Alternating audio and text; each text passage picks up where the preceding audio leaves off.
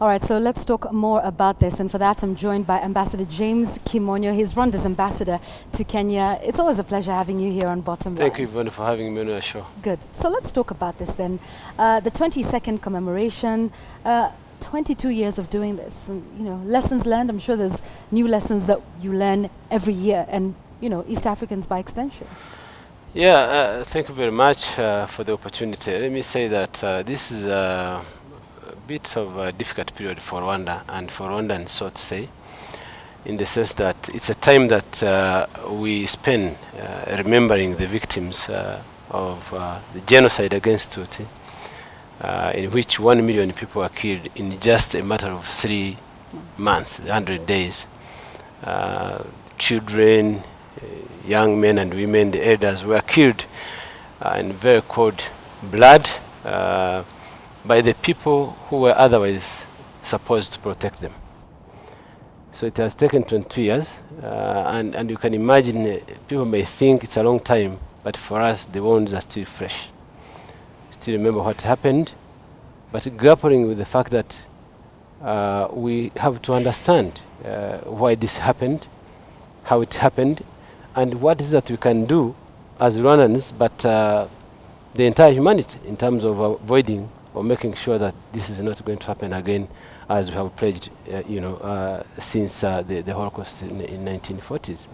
So it's a period that we take time to remember, but also look at what we should do to be able to put together our society and make sure that we avoid something like that to happen in the future. All right, and we'll talk about never again in just a moment, and whether you see sort of seeds or germs of that, in the region, and perhaps what we can learn. But I want to talk about this year, because the Rwandan government has declared this year to fight what they call the genocide ideology. Could you talk to us a little bit about that, what it means? Yeah, every year we have a theme, yeah. And this year the theme is fighting the genocide ideology. Because as you understand, and even from the scholarly materials from the genocide scholars, a genocide doesn't happen overnight. It is a process. In fact, the research has shown that you have about 8 stages of genocide.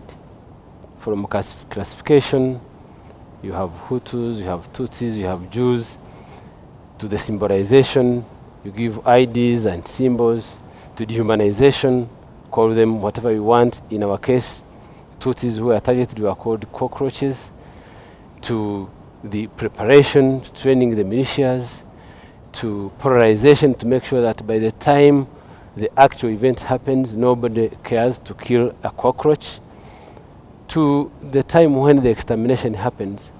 And by the way, there's an interesting part of it, and that's why this theme is very critical, that during the process of committing genocide and after the event itself, there is a phase called denial.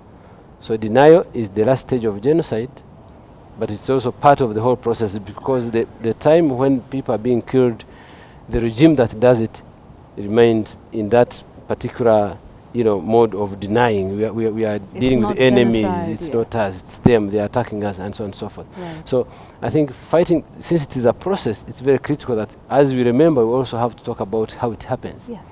When I talked about symbolization, it's actually based on ethnicity, or tribe, or region. So they are Muslims, we are Christians, they are Tutsis, we are Hutus. And trying to avoid a situation where in any country, in any society, people focus on politics on the basis of ethnicity, what we call politics of identity, which is actually the basis of what happens later when genocide happens. All right, and thanks for painting that very vivid picture and the stages of genocide. Do you think humanity has learned the lessons? Do you think we're now able to identify some of these stages and say, hey, in whatever country it is, it could be in Africa, it could be around the world, but have we sufficiently, as the human race, learned from what happened in Rwanda to say, we identify that this is stage one or the other of the making of genocide? I should say that this world doesn't really care about some situations that have happened in front of our eyes, and to appreciate the fact that if we don't take measures now, something bad will happen tomorrow. I don't really think that we have learned a lot of lessons, and if we have learned something, we haven't been able to really apply, the resources we have to be able to prevent something like that to happen. Because we are seeing a lot of, terrible situations around the world happening. We spend time in our boardrooms debating, trying to define what is happening, but in the meantime, human lives are being lost. So I think as much as we have all committed and have subscribed on never again as our motto to fight against genocide, I don't think we're really doing much to be able to prevent something like that to happen. We have seen, the events in Burundi and other places where people are being killed, and what is happening is summits and meetings and discussions, but in the meantime someone is dead. And we're very scared to use the word genocide, because right here on Bottomline East Africa, we have discussed several situations, the situation in South Sudan, the situation in Burundi as well, and there's always the hesitance, Ambassador, to say, this is not genocide, let's not use the G word, it's becoming a dirty word. I mean, during the time when our people were being killed in Rwanda in 1994, the United States that was supposed to actually lead other countries to intervene, they had that discussion, something they came up with called acts of genocide. And in fact, when you read the convention, the International Convention to Prevent and Punish the Genocide, clearly says what it means in terms of acts of genocide. There's no difference between acts of genocide and a genocide, because at the end of the day, it's someone who is being killed. Right. So I think this discussion and is not taking us anywhere. What we have to do is to actually learn from what has happened in the past. In our case, we have a very good example to show in terms of how the country can be polarized, how militias can be trained, easily be armed, and then attack and kill innocent civilians. So I think the debate should stop. People should start now acting. Yeah. Okay. All right. Several countries in the region are going through elections, and we talk about electoral processes, if not handled properly, can be a threat to security or to peace. So I'd like to just talk about that. In Kenya, for example, the big thing we're grappling with is an article that was in the paper recently saying Kenya is in a bad marriage. And perhaps it's time we called it quits, implying that all the different regions or ethnic groups should just go their separate ways. And while we're saying that trying to talk about or even fathom cessationism isn't necessarily against the law, but could you just talk to us about, what certain conversations like that mean? When you look at that from the outside looking in, Burundi has just gone through their elections, so has Uganda. Yes. Even your own country is going into elections pretty soon. Well, let me be very humble when it comes to talking about other countries' situations. But I have to say that people should approach every single individual situation with humility and understanding the cultural background, the tradition, the ethics, and so on and so forth, to understand how you address the issues. What I should say as a caution is that in any event, no one should pursue a political process on the basis of ethnicity or identity. We have seen it in other countries. It happened to us. Politics of identity, of any identity, religious, ethnic, or tribal, will not take you anywhere. And I've seen leaders in this country very assertively and aggressively condemning anybody who is trying to pursue politics on the basis of any tribe in terms of Kenyan politics, which I think is a good thing. So the idea of dividing, and if I refer to what the late former president of Tanzania, Nyerere, kept on saying, the divisions have no end. You can have one tribe together today. Once they are independent, they will be divided among themselves. So that on the basis of class or on the basis other of class identities, and other identities. So I think what's very important and what has worked for us is to actually be inclusive, pursue the politics of inclusiveness, bring together everybody, women, young, men, to come together and build one nation. So the building a common identity is helpful than pursuing anything that will end up dividing a country in any society, I believe so. Okay, interesting perspectives, of course, talking about approaching these conversations with humility. And I think that's a good takeaway. What are the events that are planned in Rwanda for next week, and indeed around the world for Rwandan citizens, wherever they may be? Every 7th of April, Rwandans in Rwanda with their friends and around the world through our diplomatic missions and where we have consulates, we commemorate the genocide that was committed against the Tutsi. And it's an event that's not long. What happens is just to give time for the victims, the survivors to give testimonies. Of course, we have the higher segment of speeches and so on, but we have the survivors who are able to give their stories to actually confirm what happened. Sometimes we have documentaries, but in our case here in Nairobi, it's going to take place at the United Nations offices in Gigiri, where we shall have the first segment. We make speeches, we have testimonies and poems, after which we are going to have to participate in the Walk to Remember, which will take place between the United Nations offices in Gigiri, then to the High Commission, Rwanda High Commission on the Remote Road. It's not very far, 7 to 8 minutes. And there we'll make few speeches and hear more testimonies, and then the event will be closed. But the main part of it is to hear the story of how genocide started, why it happened, how it happened, the people who lived it, people who survived, how they lost their relatives, and who planned it, those things, and we'll be able to educate the people who participate. And it's important to keep remembering, even though it's difficult. Definitely, because you see, the reason why we are saying fighting, the theme is about fighting the genocide ideologies, because we want to keep the memories alive. The idea behind the denial of genocide is actually kill the memories and actually undermine, the feelings of the survivors of genocide, so that this thing can happen any time, because nobody remembers what happened and how it happened. Right. So I think that's the whole thing. Okay. All right. So that'll be happening in Kenya, and it'll be happening, on the backdrop of some of the statements that have been made by Kenyan leaders concerning the situation in Burundi. I'm sure you've had a chance to see this article.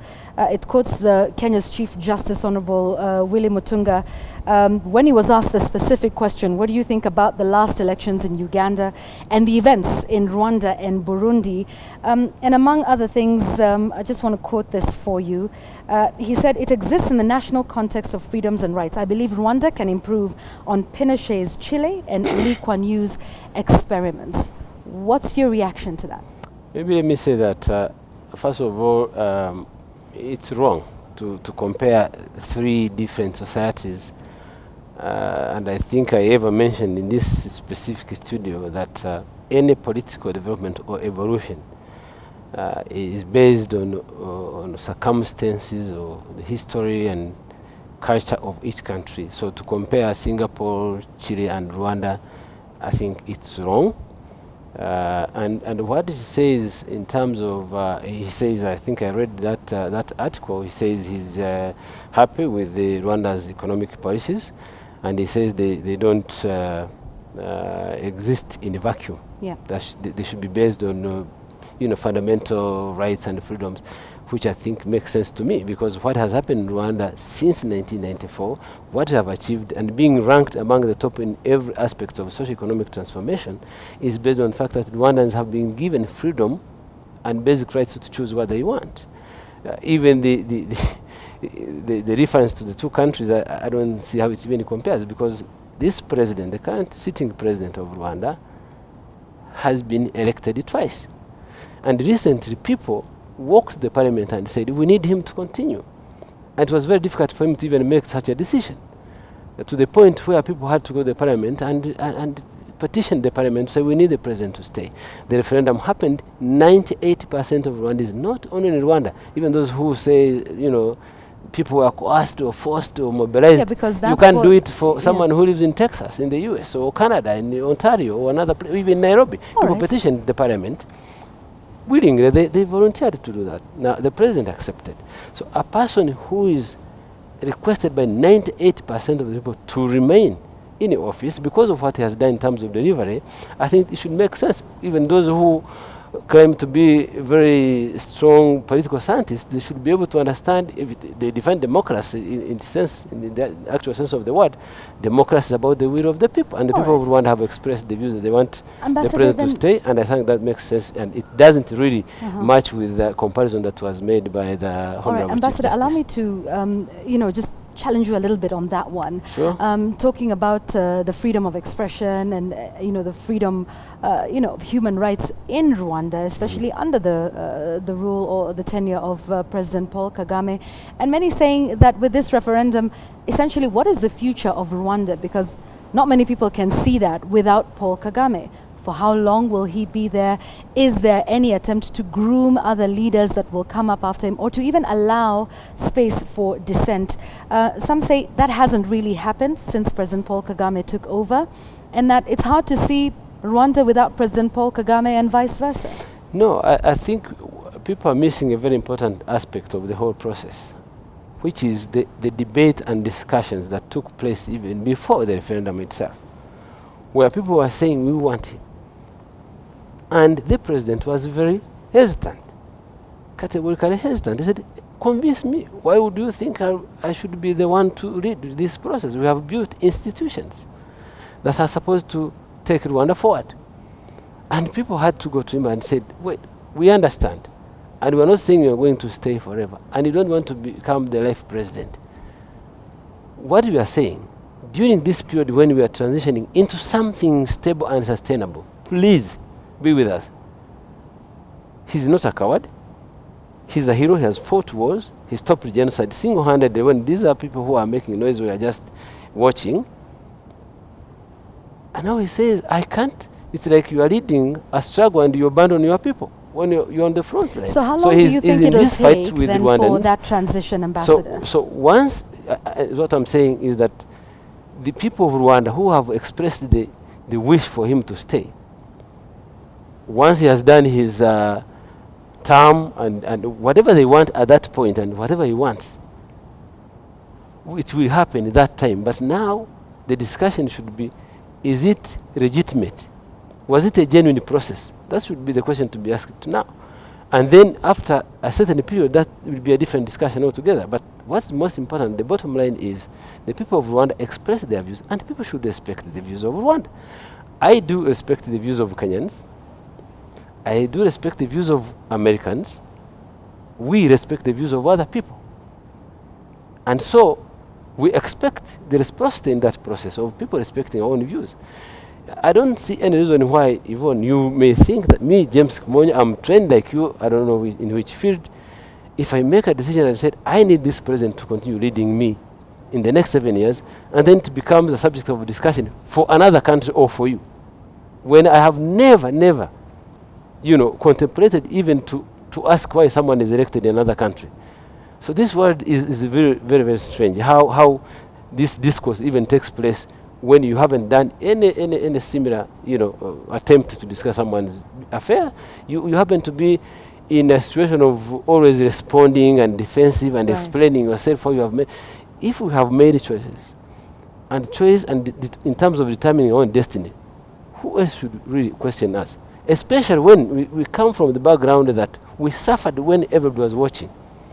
People should even be very careful when they're talking to us. We have those feelings, we've seen what we went through, and we know what we want in the future. Indeed, and that's the bottom line tonight from you, Ambassador. Thank you very much.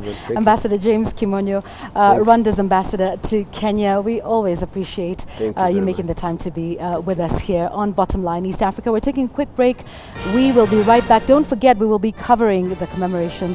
That's the 22nd anniversary of the Rwanda genocide all of next week, so please do tune in right here for more details on that.